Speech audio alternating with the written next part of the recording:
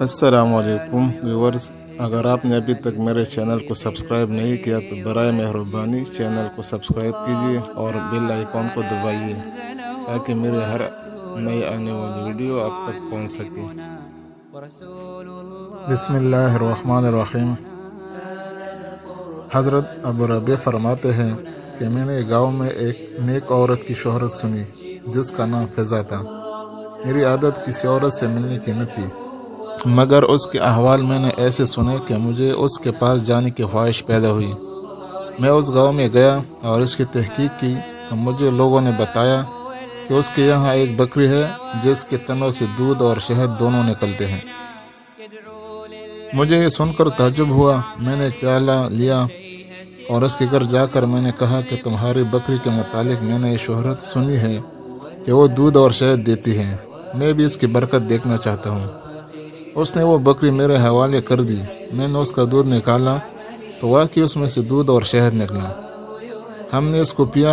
इसके बाद मैंने पूछा कि ये बकरी कहाँ से तुम्हारे पास आई। कहने लगी, इसका किस्सा ये है कि हम गरीब आदमी हैं, एक बकरी के सिवा हमारे पास कुछ न था, उसी पर हमारा गुजर था। इत्तेफाक से बकर ईद आ गई। मेरे खावन ने कहा कि हमारे पास कुछ और तो है नहीं, ये बकरी हमारे पास है, लाओ इसी की कुर्बानी कर ले। मैंने कहा कि हमारे पास गुजर के लिए इसके सिवा तो कोई चीज़ है नहीं, ऐसी हालत में कुर्बानी का हुक्म तो है नहीं, फिर क्या ज़रूर है कि हम कुर्बानी करें। खावन ने यह बात मान ली और कुर्बानी मुलतवी कर दी। इसके बाद इत्तेफाक से उसी दिन हमारे यहाँ एक मेहमान आ गया तो मैंने खावन से कहा कि मेहमान के इकराम का तो हुक्म है और कोई चीज़ तो है नहीं, इस बकरी ही को ज़बह कर लो। वो उस बकरी को ज़बह करने लगा।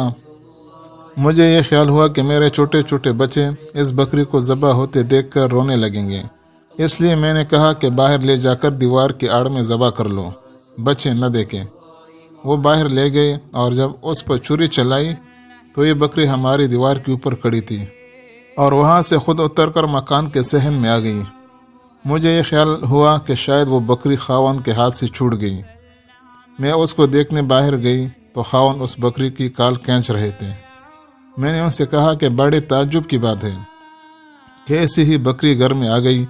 उसका किस्सा मैंने सुनाया। खावन कहने लगे, क्या बाइद है कि हक ताला शानू ने इसका बदल हमें अता फरमाया हो। ये वो बकरी है जो दूध और शहद देती है। ये सब कुछ महज मेहमान के इकराम की वजह से है। फिर वो औरत कहने लगी कि ए मेरे बच्चों, ये बकरी दिलों में चरती है, अगर तुम्हारे दिल नेक रहेंगे तो इसका दूध भी अच्छा रहेगा, और अगर तुम्हारे दिलों में कोट आ गया तो इसका दूध भी ख़राब हो जाएगा। अपने दिलों को अच्छा रखो, हर चीज़ तुम्हारे लिए अच्छी हो जाएगी। अगर आपको मेरी वीडियो पसंद आई हो तो इसे लाइक और शेयर ज़रूर कीजिए। अल्लाह हाफिज़।